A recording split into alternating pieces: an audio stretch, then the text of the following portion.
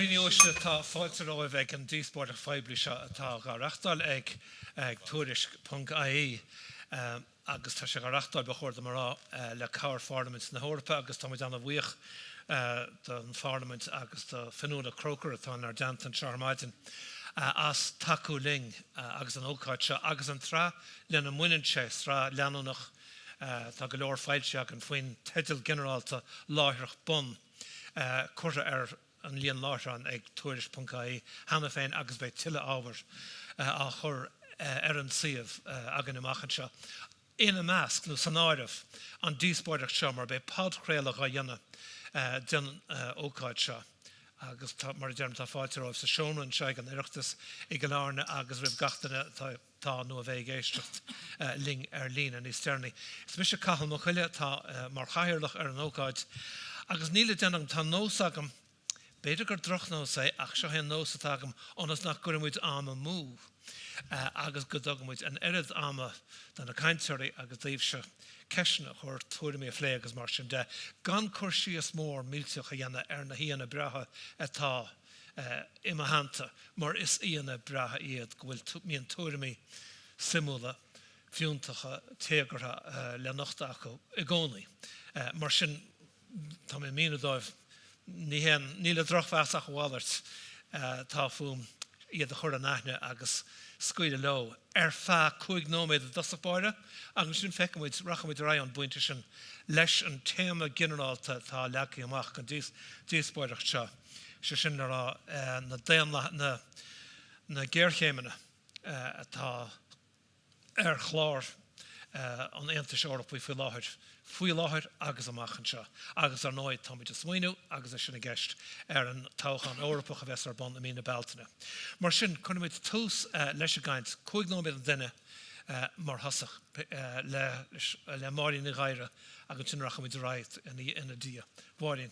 Gur maithe Cathal níl sam is bhealachta me buíochan is gur méid tar a géad is ben mo chud se rátam agus ní bheith me go náú héna tosaí ar deire le rutaí seafóideacha. Tá simam san rathí na hEorpach le fada na hEorpa le fada an lá rinne me máistreacht fadó riamh an olscail limrí ar fáú na hEorpa agus an chuí go an Eorpa farbert. Agus teidir an léinneomh banan se leis an Eorpa agus ngéarchéimeanna agus is nach mór a bhearú gur ascar an cóphobal Eorpach nó ribh sin an cóphobal cruach agus gúil ngéarchéim athóig an na hEorpa frééis an dara cogad damda. An sin chomud go dtí cuasaí cumanachas an cogad fór, ngéarchéimeanna alas na 7 ins na 8 hits rémas cumasach cumanach me leis scéal. Tá an cóphobal / Aontas ag gáil ngéarchéim go ngéarchéim ó láir na gaoigadaí. Is tóthaí go bíon rud is sontasaí tá tacaíocht an cín le tamil blianta ná cuasaí sóisialta agus cuasaí ngéarchéimeanna. Mar faoi chun ra Maastricht dús an échadaí tugadh 6% dlí go Aontas. Go dtí sin ní an ach cóphobal trádála agus bhí sé níos ngéarachtáil agus ar nóin ní an airad buil an. Tá pilir ngéarchéimeanna agus pilir sóisialta inis curtha leis an Aontas rud a chéaling gúil sin níos dacra cinntaí a dhéanamh agus tá agan gúil rialacha tharbheith casta faoi chósaí vótáil, tromlach cáiliche, tromlach omláin, tá castacht a baint freisin le dails na Rólandaí, tá uachtar an chomisisiún, pléile cuasaí an chomisisiún agus sin an nó Stát Heirmhís an Aontas Eorpaí, tá uachtar an na Coille, sin Charles Michel, tá sé sin mar orlairí ag Coille na hEorpa, tá uachtar an Chorle na Náirí, a bhíonn ag ballstát éagsúil chula séhí, agus an sin tá ionadaí ngéarchéimeanna. Ach an éan le caithfar cinsaí faoi chósaí ngéarchéimeanna dhéanana déan gá. Agus nuair tá seach máilstát agus fiche ad, tá sé tharbheith dachar theacht ar Aontas. Tá iarachtaí dinta seo áthú, tá sé 3 bliana is seo bhí Valéry Giscard d'Estaing agus go rá an chuntinú moltúltaí le bonracht Eorpach a chur dála chéile. Achas soí go bíon bhn cheist agus mé gal anún sanála na pointí sin na lugna an bhfuilmuid a géire go mbeidh níos múna cóphobal trádála agus eacnáíochta ain, an bhfuilmuid a géire go racha isteach sa síl sóisialta agus cuasaí trí agus ceirt, agus bhfuilmuid a gal géireáil agus íon chéimhearnach agus sin allstát a bhanú agus córas cónaime ina meach áram agus policy mílita agus ngéarchéimeanna. Agus seohéad na ceisteannaí a bachór a bheith á blé le linn táchan Eorpacha, mar siad iad na ceisnaí bhainans le institútí na hEorpa. Ní hinna hálas ar nói, nuair a thugus an tam fi cheán seach na bhach go bhíanaí be a plé ceisnaí áitiúla logánta a bhainans leis tíir seo. Agus sin sais, agus is fáilí ar cheán meán chumarsáid an héan a chamála éon duine eile. Go nírí tíir na ceisnaí táá blé, seachas ar na ceisnaí a bechearta bheith blé. Mar tá le gach leathnú nuair a tháinig tíortha ar na hEorpa isteach an 2004. Tá áirithe suntasach tacaí ar an tAontas mar tá sé fáid níos múgus, níos dacra hacht ar chóhiiscins. Agus chóhiiscins ceann gan na príomh principal atá an tAontas. Chamála sin tá tAontas trí éagsúlacht. Tá sé dacra sin a chur a bhaim.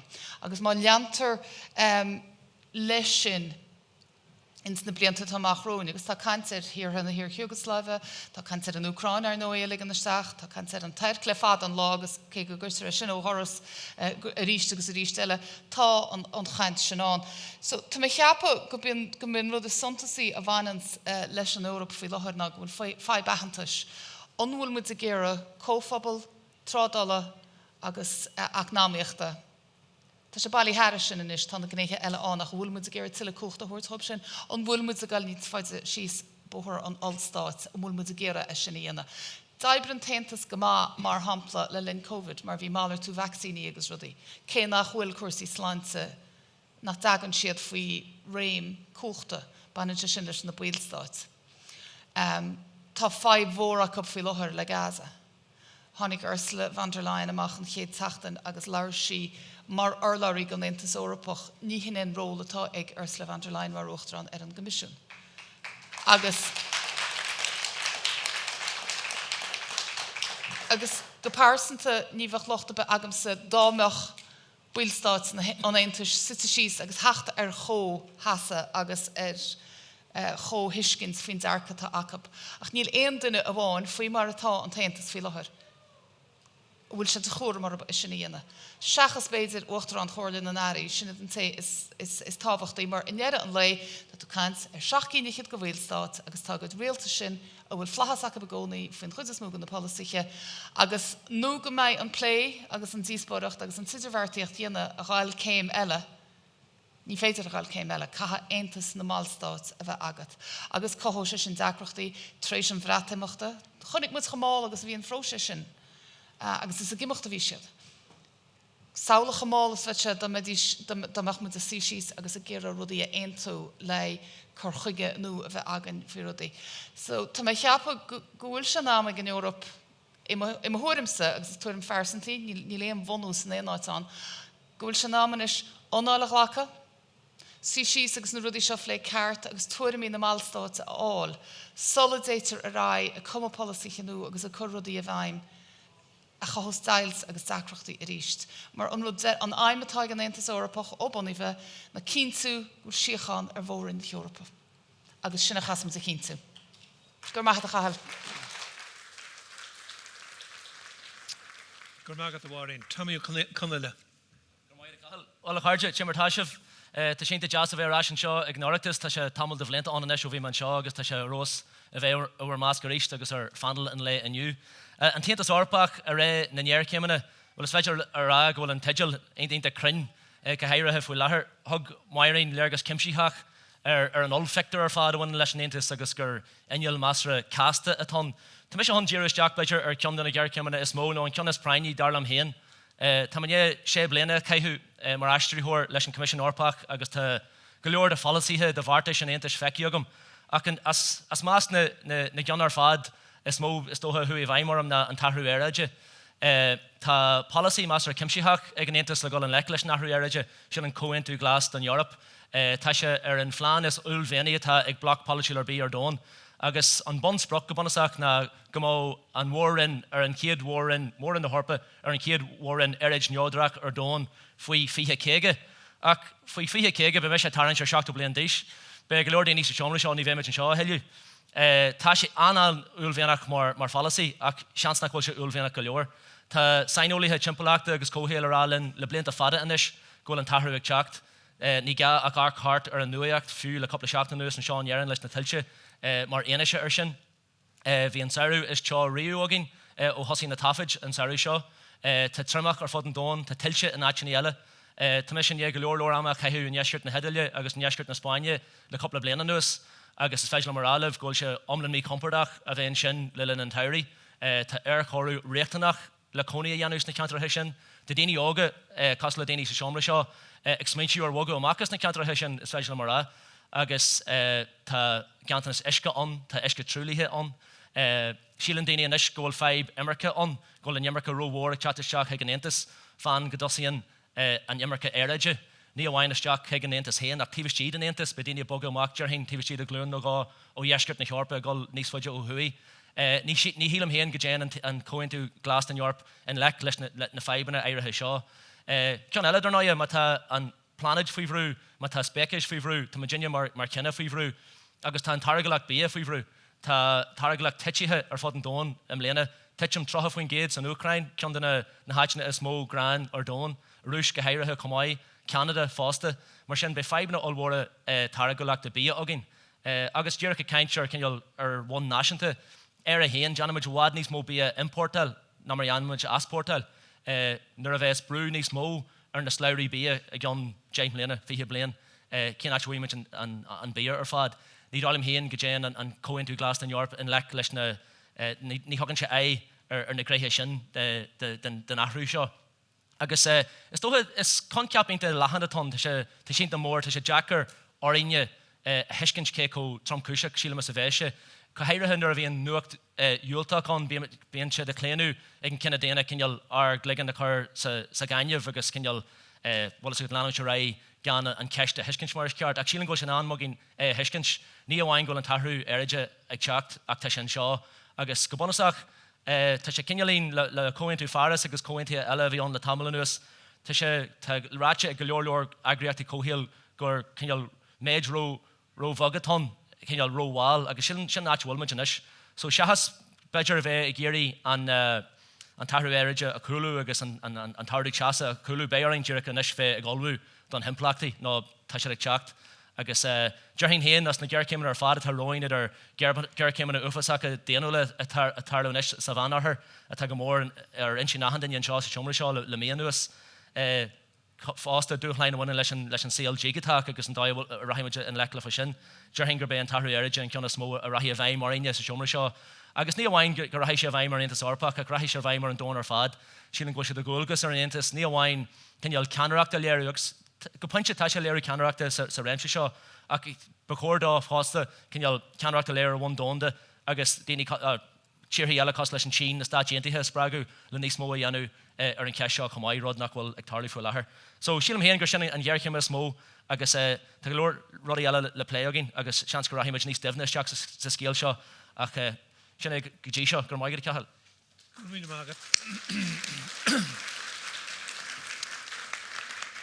Rachmuid ra go dtí líon í riada agus cahamé líon í riada ó hin féin rá agus dábhrí sin cahamé an cheiste churát.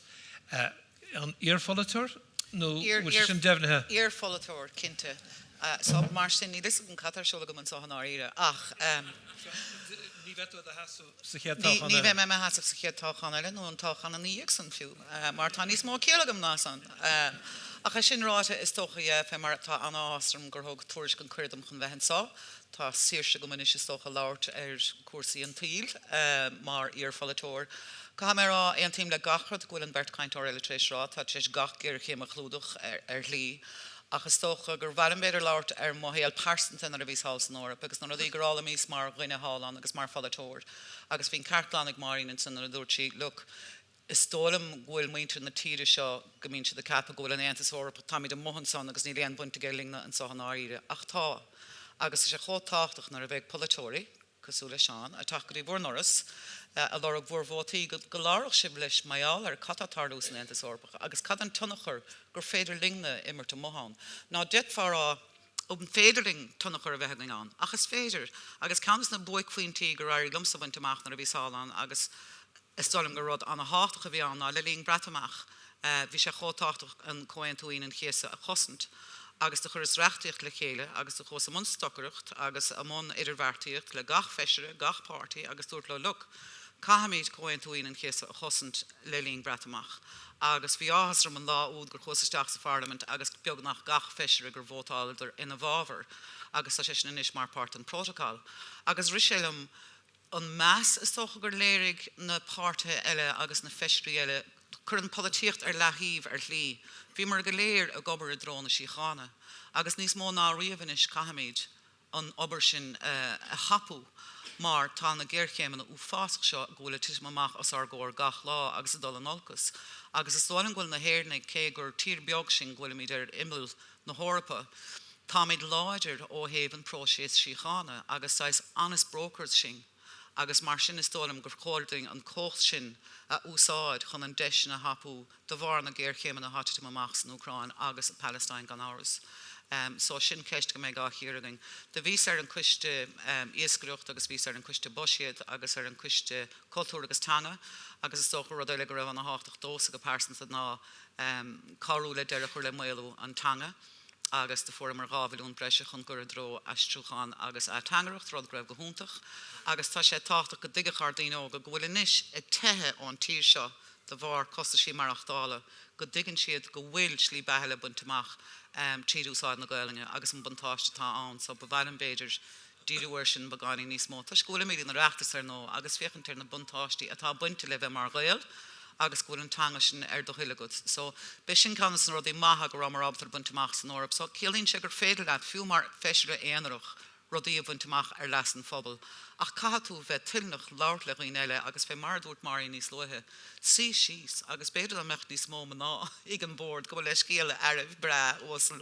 Ach go mechan an chorá beidir níos mó. Risca tá sé seiscasú le pósa, bíonart compromiseanamh agus bíonart an taobh le hiiscint agus féchantar réiteach ar an scéal chun tosaigh. Ach cahamid cuioineh gur cócht a seahanódas is mó agus cuasaí airgid.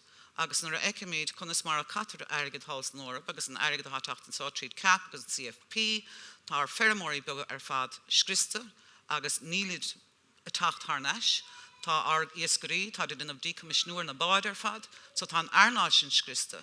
So catá ná don tír seo a ggóhéic an Eorpa agus a ggóhéic an bosiad go dagal an Eorpa agus chunas a chahamid an targad sin. Ná darúd go raibh 3 billiún diog mar pianóisiir Apple agus do marna actually cimade ní sé tastáling. So, you know, tá rudaí buna sciún go gahamid aig go thuirtéir agus tá irid an ngéarchéimeanna ní chéanúna gur éiris as an políocht cá mé rá.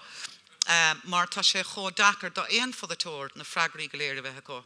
Ach catar dul an leiclis na rodí se. San na rodí is táchtaí an thuirim sin ná gan áras cuasaí éráide ibre a héan agus ar a ggóchéim le sin an próséis síochána agus gandát tá an Phoiblis na himmercaigh ghfuil chun éirí níos measa im thuirim ach arís níl na freigraís na gom ach tá lástáils do bhórdóir mé a chlosint agus na ceis na dachar ar fad a chur an tuas le Callaghan so go bhfuil suite a lá an éananig.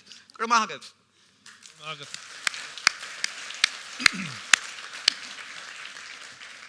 Agus bechórt an ceist chéanna chur ar tAontas agus fáil tarót Seán Kelly Feisire Eorpach faoi láthir agus amachchan seo?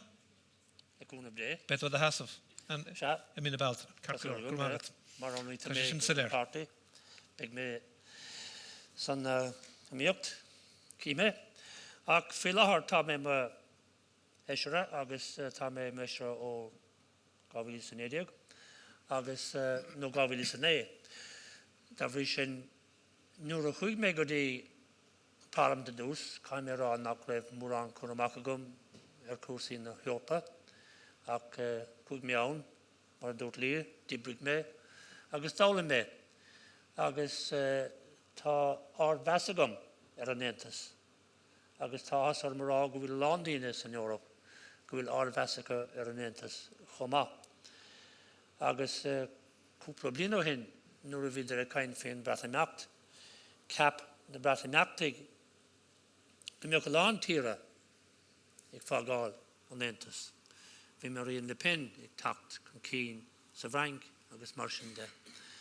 Ach inis is tólam go bhfuil an tógthaí an tAontas níos fearr ná riamh mar tuigeann gach duine inis go botún ú fásacha den bhreatain an tAontas á gáil agus daoine inis a bhí i bhábhar an tAontas á gáil, tá siad ag rá bhfuil dar fanachtaistigh agus é a chorú an dehistigh. Tá bhí sin tá níos mó daoine i bhábhar an tAontas anois ná mar a bhí riamh is tólan féin, agus tá sé sin feicithigeing go háir is na pobal bre rinneach sa tír seo. Tá an tacaíocht don tAontas tar éis ardú, agus is mar sin, agus is mar tá daoine cílbhar feicinn siad catá tar éis tarlú san Eorp ó ná gur buníoch an tAontas. Tá sí gánaiging ná raibhiging revision. Tá sibhreastaiging in Salándas na tír anois. Gach éon tír atá san tAontas tá siad níos sibhre anois ná mar a bhíidir nuair a chúdar isteach. Tá bhí sin feicinn siad gur fearr fanachtaistigh, tá gan dabhar ngéarchéimeanna, beidh sé dechar pléileo, agus fearr é dhéanamh taobhistigh agus le cainteanna agus mar sin de ná é a gáil. Ná, cidas na rudaí a bheith mar rudaí le déanamh go háirithe sa céad Parlaimint eile agus an céad comisiún eile, mar is sé an tréimh sé chéanana bhína có, tréimh sé cúig bliana.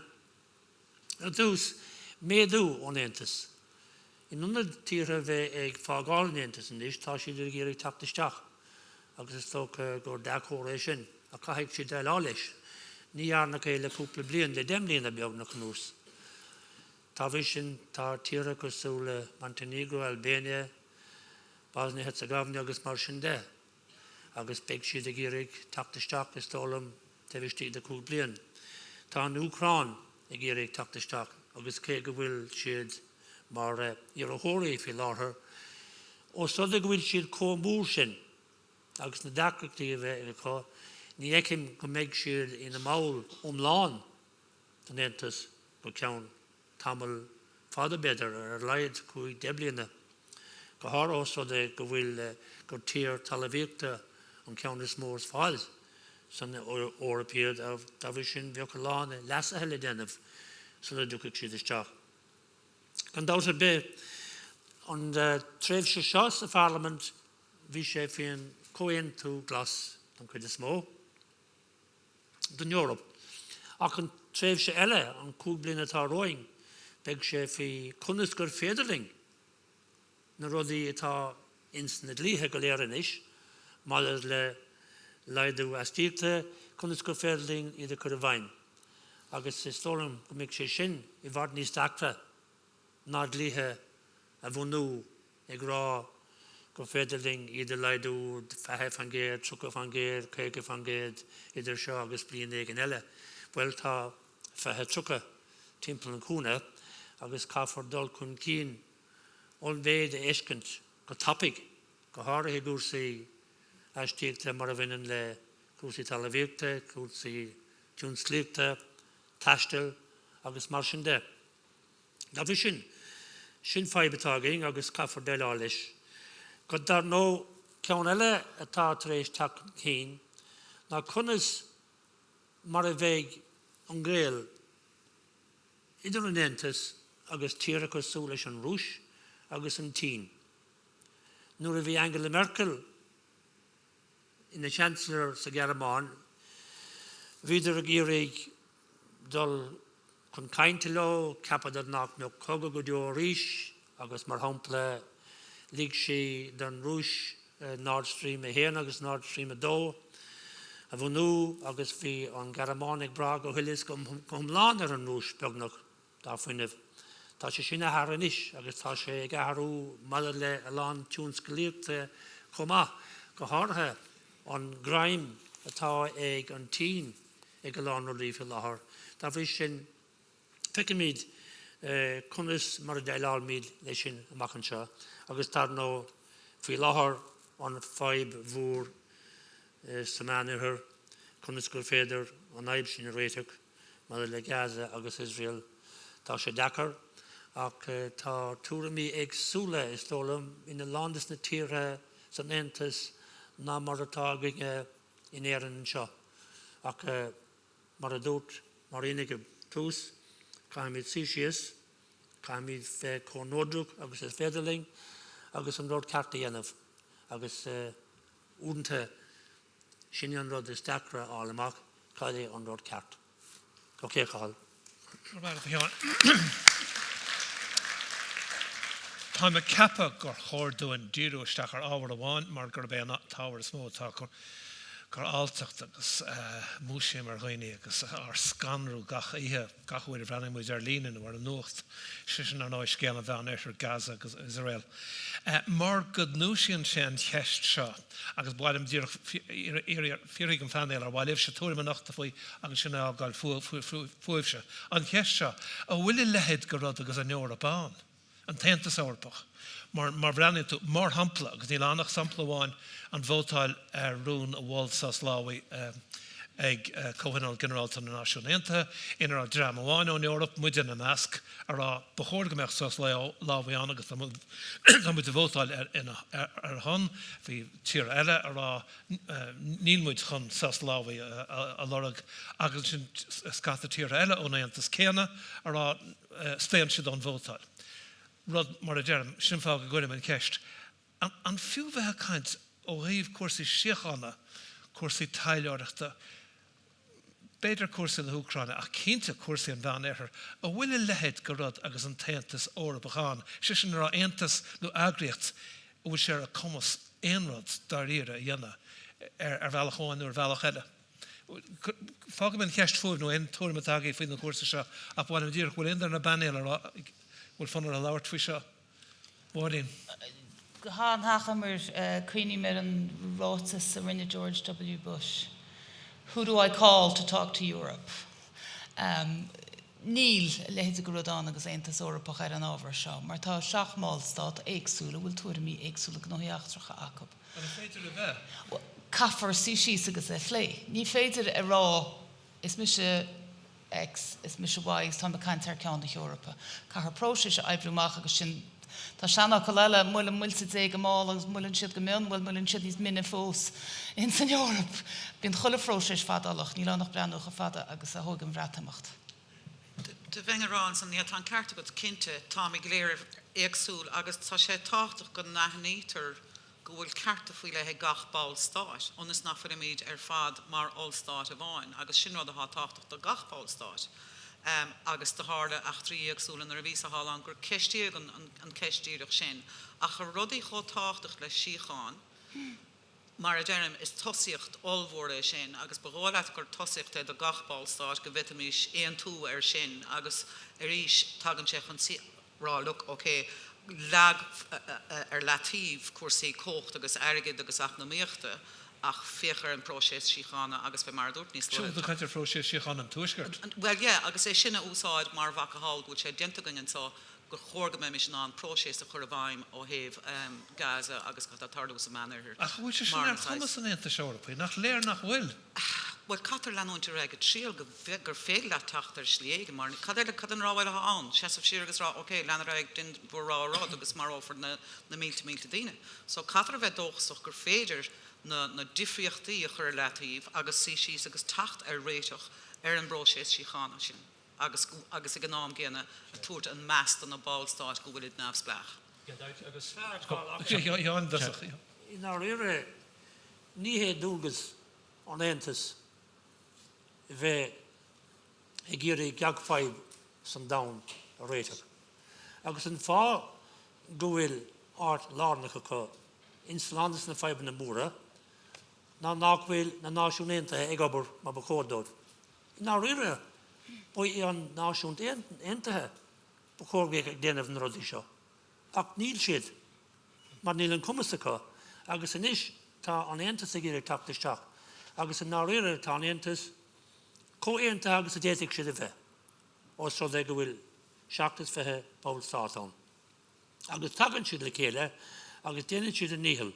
Rinne siad é mar hampla le COVID, rinne siad é leis an cúlú acnamíochta, rinne siad é go háirithe mar a linge, cheas siad ling mar a dúirt lia, mar a le Parlaimint agus sa túisceart.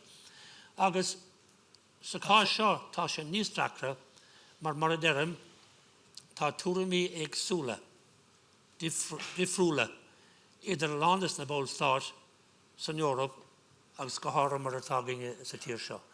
Tá bhí sin chunas féidir le teacht aon go mad a rodí sin.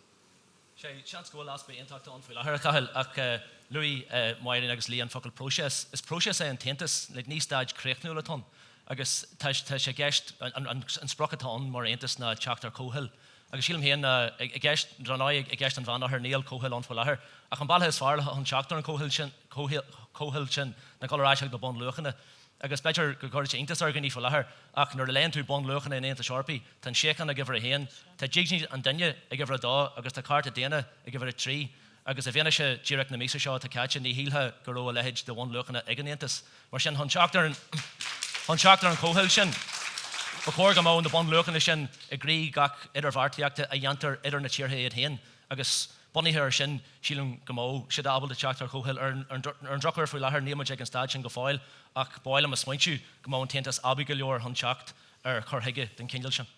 Cearcur gramága Tomaí báil mé ágáil fúbse go buinte se bún rachmuid raig ag ábhar eile agus mar hampla Tomaí hagar sé agus Seán freisin de chuirsaigh éráide ina bhfuil sé ar chumas an aontas gníomhú le chéile go héfachtach cecha héfachtach sin ce seile ach tíir maidir le cuasa na Ucraine agus le seasamh an rialtas agus an difriocht idir an rialtas seasamh an rialtas an seo agus seasamh an aontas eorpaí Ursula von der Leyen ar hagar Máirín agus an nuair siise agus mar sin de lendan ar bhile tuairm an nachta faoin na cuasa sin tá méh tá maiiciigh méh an seo agus racha sé agat.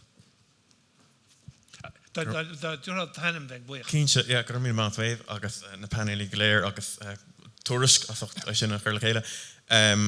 Óna féna san dom agus ar nóid tá ceist na Palestíne ag chuirteach ar gatainna mar gheall ar díreach marúirt Máirín Ursula von der Leyen ag déanamh rud nach raibh de ceart ag dhéanamh mar tá sé soléir agus tuigim dúirt Liadh go bhfuil cinál an tuiscin sin ag muinte na hhéir go bhfuil an aontas eorpa sin rud a Harlíonn hall sa Roséil agus tá an tuiscin seán ach tá tuiscin se bháidín fearr ag bob na hhéireann ar na conraí agus gachar tos na referen galéir bhí agin nach raibh de ceart nó de rah ag daoine eile páirte ghlacha antú an Eorpa. Tuigim muid go bhfuil ról ar le ag an comisiún mar stáit seirbhís agus bachór saolaigh dag deochuch ceanara na stáit seirbhíse an seo in maiile clia amach ag déanamh cinenne faoi gnóthaíachtacha a bheith sé go thomlan in déanta ní tharlach sé ach sa chá seo níl an cóirle Eorpa go fiú ag seasamh amach a rá seo á ról stop a déana sin tá fáib an seo níl siad rá go ngearna Ursula von der Leyen rud ar be mí ceart. Dá le gur chóir tréimh se eile mar uachtaran ar a comisiún. Tásúil go dúrfá bat agus bóthairtí in áíire ach an fé. Bachór goach sin déint hána féin, mar in áíir tá sí taréis dlí na hEorpa a bhrise agus i féinachar mar cinál mise an Eorpa in san Israel agus feibetágam lei sin ná go leúnach. Tá si taréis in is tá commissionéir nua don éráid cappa in is a bhí gobar le sell. Tá commissionéir eile a bhí taréis cinenne dhéanamh faoi cuasaí tacaíocht a thuirt go cathairnachta in san Palestín agus fáil réile sin éid go léir sin agus níor aon consequence an. Ní bhíon consequence nó ní bhíon aon rud déanta nuair dhéanaan na institútaí seo neamhard omláin a thuirt ar na rialacha a bhí curtha le chéile go cuaramach agus thar na blianta an seo in éireann agus an gacháid agus tá mé bortha go bhfuil a lehéidí an cóirle na rialtas na Ballstad agus go háirí an European People's Party agus bháil me sin dhéanamh ar rá mar tá duine an seo ón European People's Party. Tá sib se taréis vótaí a chahabh chun dearachar le tarthála dhéanamh ar daoine tá fáil bháis in sa bhfuir an sin Midir an Africa agus an Eorpa. Tá cinse ghlacha in san Eorpa nach rihan ar churbe le cearta an duine nó leis an siocháin agus táim náirithe in áíire ag Ursula von der Leyen agus an choras go léir nach bhfuil sibh sásta a rá tá an Eorpa ag seasamh ar son rudaí ar nós an siocháin ba chóir go meach se sin mar bonrod agus tá díma arm ach sin méid. In den elegéirí díúir just ar cuasaí ratha san ár agus an nuairt agus an nearnan Ursula von der Leyen agus an tAontas agus ar rialtas hain in den ggéir a láirt faoi sin. Cosal na bhfuil seo bhfuil go leisceil ó gúla tomra go leisceil. Dacha leis an doras. Ag an doras a bheith, chalchéile tá ceapan. Agus duine éimse. Colm ceile ó Monaghan, aine. Tá mé éana go bur don tAontas eOrpach agus mar sin de stoige gaime bh cuaramach go dtíon méide deirm. Is mar híranna a tá má caint mar híranna déirin agus mar híranna don tAontas eOrpach. Tír dús go gahín eOrpa bh cuaramach go gahín tAontas eOrpach a chuair sa héin a ligan na math ribh agus gáil gine tíl ar a level dónda. Fictar dú le tamla nuas le rint blianta nuas. Dearmid le déimlíanna nuas go héirithe. Bhfuil troblaide gin leis a microfón. Tír dú le déimlíanna nuas go héirithe go le nearap a caiú a trá. Tír dú go titim faoi scae cuachtaí dón déile. Bhí tá seála feiceal mar hampla sa dói bhfuil sí cathú le ceist na Úcraine agus anis le ceist na Palestíne. Feictar dú gur cheartaí seaasú a ghlacu a tá bunaithe ar na bun principal sin a bhfuil an tAontas eOrpach na aimime sa bheith dílis lífa an tíhain. I gás Ceartan duine. gás Gaza agus Israel. Go díra. Catú walla. Tá má máú go bilhite don na bun principal go dúchaid le chéile agus go neisiáid réitis leidre a takeúir is a tíhain a caiinú an warafa, an nolwarafa a tarsúil ag Stát Israel san am leir. Mar níl siad a dhéanú sin le gúth leidir. Agus mar a féidir le bloc politúil comór leis an tAontas eOrpach seaasú ghlacuair cheis go bonusa a bhaines le ceartan duine. Ceis go bonusa lei sin agus tímuid an dhéanaise a naíhir a telefis tan scíal a mui. Tímuid an tair agus an marafa tarsúil agus níl gús salar leidir le clinstin an tAontas. Agus tá sé hé daoine cheistú mar a taitú héin síle mar réchail. Tá sé hé daoine cheistú go déas fiún tAontas a bhain. Well, tá an tAontas eOrpach uair. Tá tAontas go follasach sin san tAontas a bhfuil tú sásta le dearca an rialtas agus leis a dearcan leis a mún ar le difriúil atá gan nachtaigh an rialtas agus idirrá bhfuil Israel a tana le díaltas san éis an Gaza mar a dúirt an tíis gan hana. An éis sin cinál túirime bheith agatsa. Well, níl mar réna tucha leis a rialtas níos mó dhéanú. Bhfuil síle mar hampla gur baistethe scíala gur bhégan de uachtar an na héireann réitis leidir a dhéanú. Nes, agus caiinú é ar a siúchar go dtéann se réitis go leidir. Tá an tuachtarán agus an tíiseach agus an tánaiste ar aon túirim le seachtain. Teigim sin a caiinú an tuachtarán mar go dtéann se réitis agus dar íirih da má na daoine ar chordaí fan na réitis a dhéanú leidir go leor, da má gúch leidir go leor acu agus iad trémanta go leor an sa dóir chuirsúd na bhharúil sin is córa phobal, ní chaithún tuachtarán focail a ré. Mar sin is léir ghfuil teannas nó ghfuil asfaí chomarsaide nó ghfuil foibéigin in bheanachan sa Stát seo fasta in sa dóir bhfuil ar a chur míontí mar sin hantásaí. Well, gad don na firsin ar fad, tá siad ar aon túirim inis agus bhí an ráitis a deis an tuachtar an Deardaoin a techt go thomlan leis an ráitis a deis faoi Gaza a deis an tánaiste an lá rivisin. Níl me chu na éan sin ar charabí teigim gur sin mar tá má cantain réitis a rinne tuachtar an rivisin. Faoi Ursula von der Leyen. Cearcailóir gramagat. Gramaíocht. In den Fer se hall. Moet je van mij toestel, toch? Ik heb een goede senator bij Kappa gefeide les een koopvoetbalorpach bij eentje maar een en les naar die tartet om mag in Gaza. Honnek maar naar Hussische Caroline de Frivari in hEorpa hoige Jerusalem de tacaíocht de tacaíocht Netanyahu agus na general Israelige. Ontein dramatán an tunnachar bij Jacob en Israelig non Amerikanig. Agus níl siad sásta sin dhéanamh, agus ní raibh siad riamh sásta dhéanamh. thug siad I gcónaí ó bunaí an stáit sin tacaíocht gan conghaile gan Israelig. Mar sin, mar a bhaineann sé linge in éireann, tá mé ceappa go gaham witness as amach muid hain níos láidir agus ein tíam go bhfuil mit treis a bheith níos láidir mar a bhaineann sé leis a gceist seo. Nar deirtar níos láidir ceart a gceist. Well, ligdom cricnum. Ceapam in Argos go mbeadh sé antábhachtach go mbeadh ráiteas nó gníomh anláidir a léireach a soléir go gafar stoppachar leis an sládatáirsúil faoi láthair agus go gafar ireacht a dhéanamh na Israelig a thuairt go dtí an bord agus síos agus ireacht a dhéanamh Tráchtaire réiteach fadtréimh se ar a gceist seo. Now, an taonród gur féidir linge a dhéanamh ceapam a hasab amach na ará le ambassador le Israel imacht sin an taonród. Focail ní dóilm gnééis dói na Israelig le focail ní dóilm gnééis dói siad linge a ceapam mar a bhaineann sé le tionachar idirnáisiúnta go háirid tionachar idirnáisiúnta déiteach a bheith agin I America na gnéanfar gníomh an tóirt sin na hasan amach agus go bhéiteach beidir tionachar bheith. Tá sé antáhachtach dúinge mar go practicúil tá na tíreiris an Eorpa cófáirteach in san sládatá tréis Darlund. Well, níl siad go léir. Níl an Spáin. Na Dramani a Louis me, na Tira Louis me, na Sassani, na Frankie, na Well, níl Garmoni. na Sassani some antas, but anyway.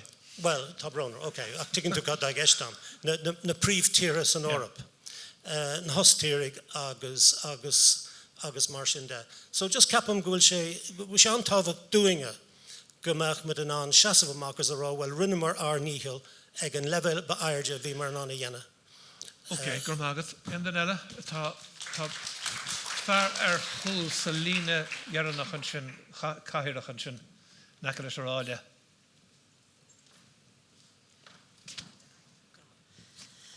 Padre go donnacha is enam domsa. Cuirig me ceist beidir caihirig gur mahad as octan an Painéal anna chumasach seo a bhailú an seo in jobh. Agus beidir go marrád isceocht túil fád é seo.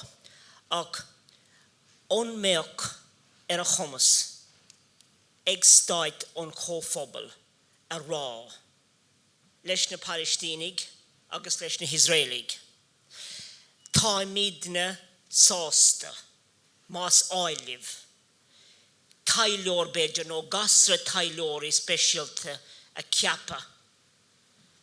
Agus a cheola con an régiúin sin con beidir próisias siocána a phlé an ceist amadach fad I seo I láthir na huire I measc an or éigen agus an ófáis ach an seanna ceist gcónaí ná an coinil a lasa seachas bheith ag gascaní I measc an dorcadis. Ceartar gur mágad. Ban tíhíir díat an sin. Tráchtaire sílam.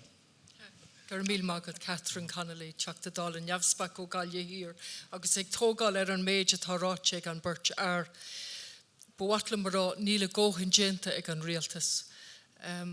Agus bhí mé géiste léna cantóirí agus dúirt cantóir amháin ba ar an fannacht nó go dtí go mbeidh an tentas Eorpach abbey. Bhfuil baimid ag fannacht agus idir an dálinn tá dúlgus aran mar hir neodrach ar goth a chur in á irde.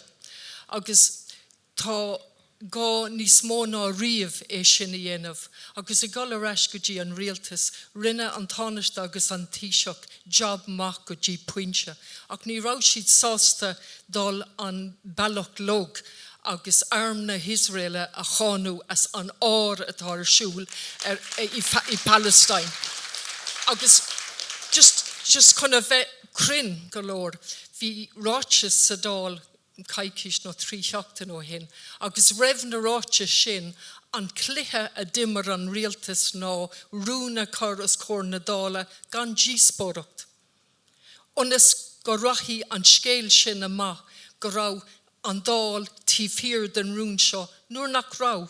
Bhí an freasúra go léir I gcuine an rún sin, in anón go rá rudaí maithe is téán, ach an scéil nó an narrative an instant a bhí gceist ná Cáú a dhéanamh Hamas agus níl drogal bit agam sin a rá. Ach ní rásí sásta caithfh nús an ár atá a dhéanamh ag arm Israel. So ní mórdún a bhhad níos mó a dhéanamh. Well, there's no wad níos mó cirta gceist agat. Well, tá sé ráite an fear seo, beidir go méid róla bheith agan mar hir chun siacán, I dús spára, aber go láidir tá gála deara a chur leis an ár seo. Ní féidir landach de rai agus beagnach cúi céad gasúir lá I ní le ag fáil bás nó gurtaí a go donna. Cén sort dané sin, agus cén sort tír nódrach muidna, agus muid gimmert cléthe ó híomh cadtá ag tastal wenne, agus ag fannach le go ó Eorpach nach bhuilig fáil. Ceart go gramagh Cathal. Bhil an bhíon cúpla ceist a rúsin bhfuil ráite ag daine an sin le godit. Líana riada dasach tá Canada hin féin, Máirín MacDonald, lá gur chóir ambassador Israel a dhíbert. An néontíon tú lé agus má aontíon cinmhatha dhéanach sé. Well, is socha go gurach sé teachtracht láidir ggóla mí glána gan Cathaoirleach agus fe mar a dúirt an teachtadála Catherine an Santán Cartaige ó éh gur bhetamís mar hir is tólam bheith bhad níos láidre in san gásin go háthe, tuis go bhfuil méid nódrach agus sin ceist eile go bhfuil chótáach a phlé go ganimís ar nódracht a chosint.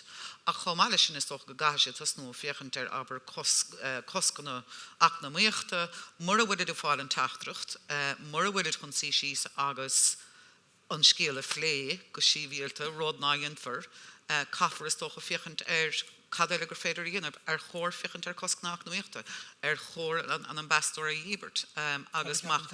Well, Capan gur chóir.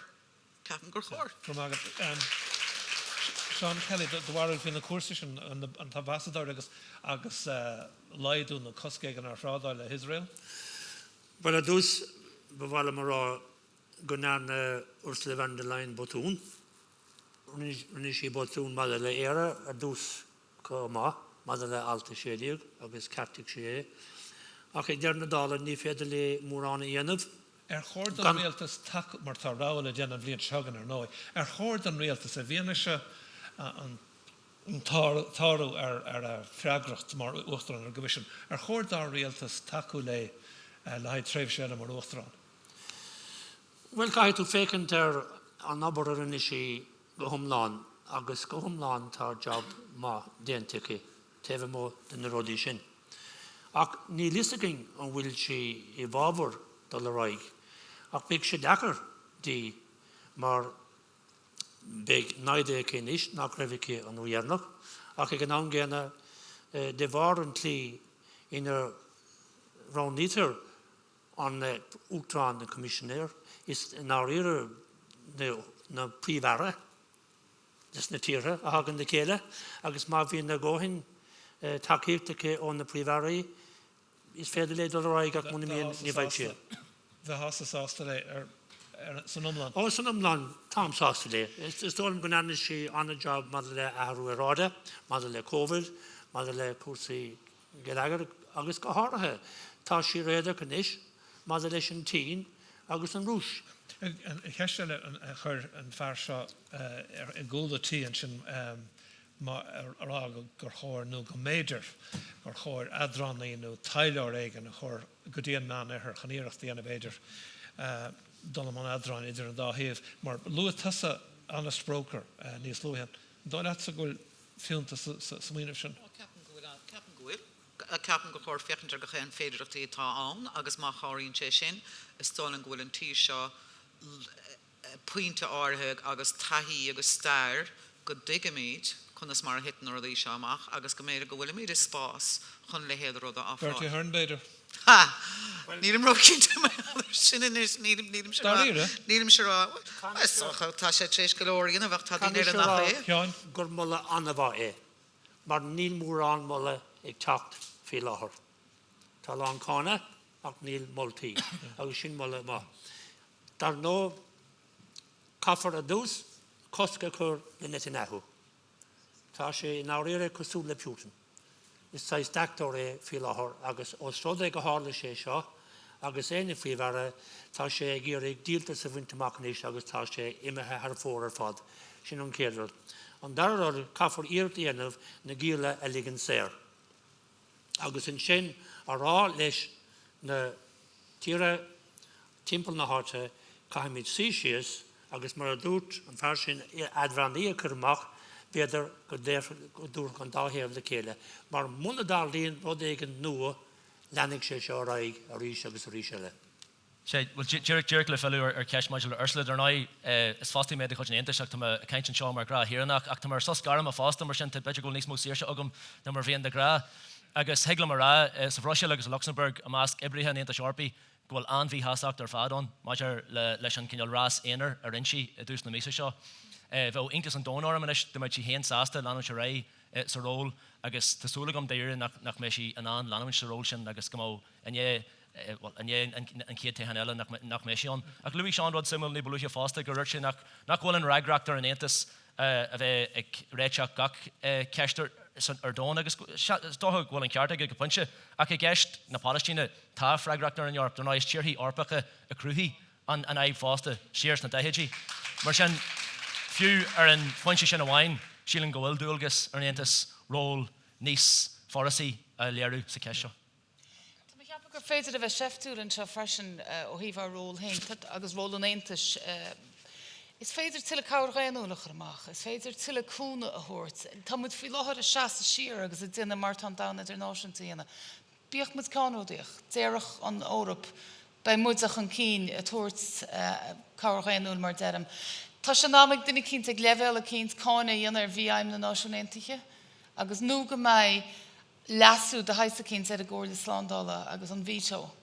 Na freight a forénaib, Harlan rud céna leis an Ucrain, Harlan rud céna leis na cogaí ar fád siar gotí 2016. Tá 5 bhunúsach le cóirla sláándála na náisiúntaithe agus mar thora ní léon íochla ag Antonio Gutierrez, ní léon tábhacht a sin rud a déire sé seachas tábhacht himbalach. Agus luí tú cúnú an sin fásta, don náid beidir nach bhfuil san nuachta an sin nach bhéirí an tiantas an cúnú tá sé thuirt an Palestín faoi chrí. Dúirc le coppla seaachtain nuas, mar sin tá sin an rudí éirithe dhéanú agus bacórda. Ceart go leor, bag muid ará, tá denóid agan go gríochnóid cáime bagóra. Bhfuil bhil rábert ará mar bhailim go leráin sin. Go leis go fangateach í microfón hagad.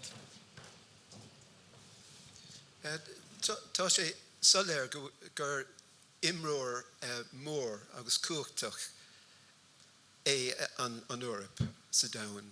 Agus is soléir go bhfuil feibanna uafásacha thart an domhain umláin.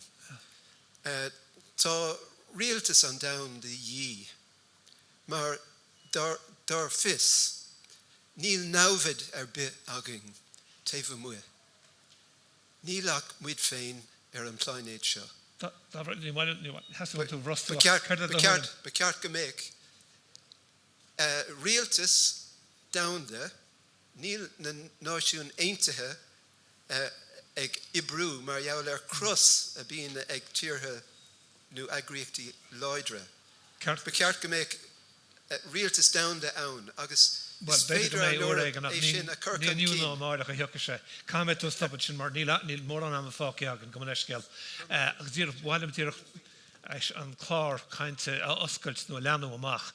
Bhí duine ag sa mar hampla Tomaí ar chósaí arú éráide agus an plán seo tá nódrocht éráide tá leadcaí amach ach mar dúirt Seán is rud amháin é plán a leagan amach sin go mbeadh chuid éráid nódrocht faoi fithe chuige. Ach is rud eile sin a chur I bhaim agus go háidir sa tíir se nó muid goil sa tro eile ó bhíh astíochtaí ar go leor bailí.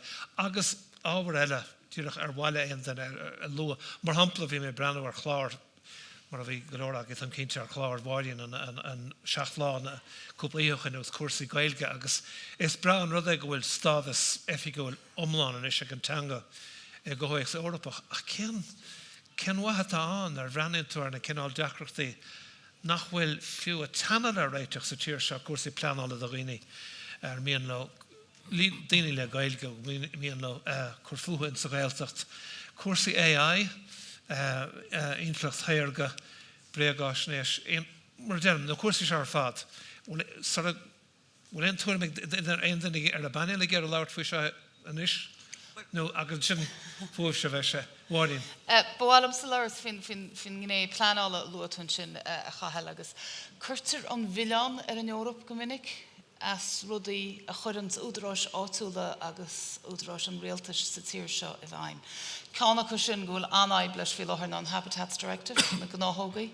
Tá HSC sa tír seo nach gá an ní HSC tá sé cinnte am cuiinúir an téir cartain is tá cantar cuimhnaí speisialta SCCs ach níor cheart go méidí sin ní go méidí sé fad san áirimh ach gur neor na réaltas le clia cinenne iad a chur san áirimh. So ón spidéil siar an chlochán an is tá choláid in na cheantar cuimhnaí. Chuann tugan le clia isteach réalachán as an Rosil agus chuann siad a bhaimiad, mar tugan an Rosil an méid sin tíirse do na bailstad sin chuin cheap an aontas ar bhealach, go bhfuil policy aontaithe ach go gura tú i bhaime i level áitiúil. Agus ó híomh cuasaí planála tá na réalachán a bhaint le gnáthógaí agus cuasaí timpachta cura i bhaim chódíon in san tíir seo. Is múana tá mar chun na gaiileh na éana teile, tá cuarmhór na gaiileh, tá cuasaí planála, tá nead rudaí tá stoppaí agus deirtar siad an Eorpa stoppiad. Ní hiad sé an bhrí a bhain an bar planála nó chóirle áitiúil as réalachan na Eorpa a stoppiad. Agus siad rud eile nach bléitar amsir táchan Eorpacha a heasta ina phlé. Le go méid ag daine, bhí feisir Eorpach sa gantar áitiúil agan is an neachtain, agus is sé an chéad an chola me ará seo agus an sin Víne sé céan chuí gneachcha an rud chundannach. Gur mná clia éad féin policy seo chur an nuint don Gaeltacht? Well, tá méidís gan a bheitcha géir ar na réalachaí a chur an san Eorpa ná, go gur dí i bhaim iad ar bhealacha eile. Nus na réalachaí tá gceist amsan a geile na réalachaí Coille. Ach ní féidir le áitiúil daine na gúnaí tá siad a ggéir reservation mar dead a bearla dhéanana gan áit, tá cantar specialta clíomhnaí dintí agus iad a ggéir sconsa chu hímpla na gan antacha hógáilt gan an bóthíanana. A bhí na daine riamháin. Bheitn takeíim go hiiles go homlána Ghadhra mar feice mí sin nach Gaeltacht go na decartú sin an agus fiúnar a hostíos na Eorpach snébe camas na agus fanara tá réalacha bháin hálan san réalacha eile san ar éann siad an réaltas nach siad leis na réalacha lehan seo go gur agus an san ar an debead an scéil bín siad an ar bhá le réalachas ar rudí áirithe agus chun sé coscar golóirí. Ach cinnte is géarchéim allmhór ó héh an gháiling den nó ar daine óga agus an ceiste chuiris maiáidir cad an tairfa go bhfuil an stádas amlána an gháiling nó nach bhfuil postna an an áire nó nach futse nach féile ar daine óga fanúint an sofiúáin agus obertí bhean na gháiling. Ní féadlo mar ní tithir fáil, ní féadlo mar tá costas marachtála choáirsan tá forhórdan na daine óga ina se há fé bhon fethe ceir baile heló. Agus tá ar fad a caiintear bailúló agus cabhad a dul an Astráil. Mar ní féadlo mar achtan sa. Chaile do bhar se mar. Ní níos a réalta do bháine tá daine a gearán agus caafar policy náisiúnta bheam a th chóir go meach mar a dúirt Máirín ar chóir go meach sucrú ar le á dhéanana don Gaeltacht. Ar bhaithe leis a teanga gus daoine gur míon an teanga labhart sa Gaeltacht. Bachór an tíim go thummin agus go náné mar tá á danga an háach doing tá sé mail agus bhí sé go húntaach dom sa taptaisteach inmh agus éisteach le daine óga hára le Gaeling a caafar ceach tacaíocht a hútáibh agus go hára daine bhfuil fánartha mar achtant in san Gaeltacht bachór go mbeadh sé éascadóibh tithe choáil. Agus tá sé seo rá le fada ach ní léon duine tuairtáir ar seáim le clia.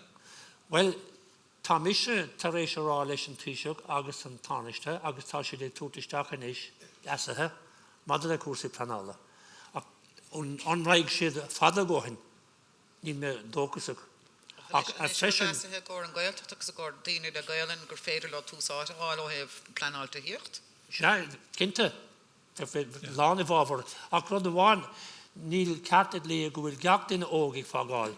An noraigh tháinig 8,000 duine níos mór eis ná mar ágáil agus tá lán duine a fágan mar sin é an saoil tí láthair. Ní an tíim lei sin tá nó Seán go déan siad for the crack Ba tamarálachtain is tá aithne gom sa mar tama aíonach a féinnig an níos sin go bhfuil a cháda go léir ag críochnú choláiste. Tá daoine Tráchtaire neis bhfuil beidir sanna tuchdaí agus beidir sanna fichdaí déanach. Ach tá an stráice lehan do daoine óga eile tá go léir an sanna rá cad is féile buntamach san Ástráil nó éana teile Martin óhás ní féidirling áte álar cís an éire. Tá na costa sí mar achtáile a bhadróáard ní féidirling fan nóintin so.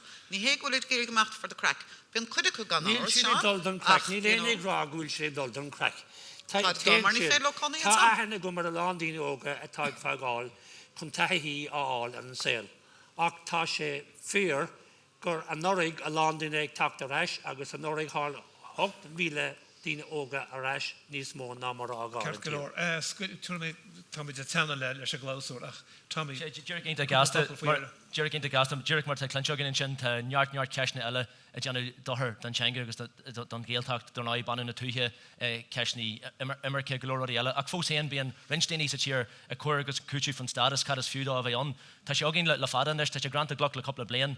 Rinne get a bog cinneal matematic ní beluche agus me tá bognach 8,000 ceintear léthúlagin sa tír. Tá hartar céad agin háil sa Bhroisil agus Luxembourg sin náid punca dá faoin géad de géanra léthúil na Gaeilge. Sílan gur féidirlinn sin a hasú mar henge tá teanna haint a Iarfheisire aige argan í ógad tegann siad nes bhfuil puistar fáil tá ardú muíine an nó bhí an stadas an sílan go sin anbeidir Jerry chuir an fiú an stadas a bheith agin. Mar léirúir sin fásta tá trí phobal teanga faoi lethir san íbeir na Catalóní na Basci agus na Gailísí a géirí an stadas a bheith acu, becording dúine a bheith brodalas agus lástahain seas mar ceart agus go leanna sé aige deo. Ceart go leor sé a locht a laid mar bháilim leanach rair far tamil agus tá sam górháile cúpla den eile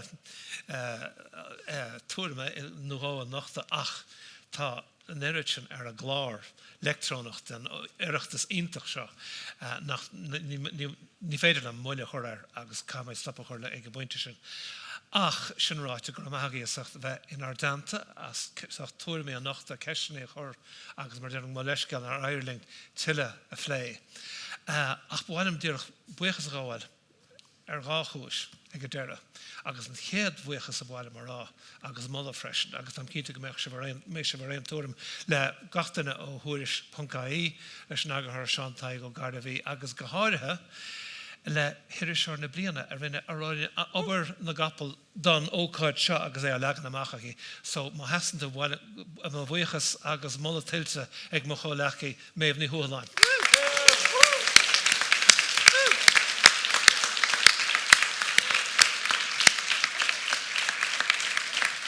Agus chomáile sin bhain se an tairh agus anna fléisir as mar a dearm tá mí hásta mar go gaid stop chuir le seo, but simar tá síl tá anna bhuaocht dar naon ar fad Seán Kelly, Líanaí Riada Máirín Ghadhra agus Tomaí ó Coille. So buchas libh.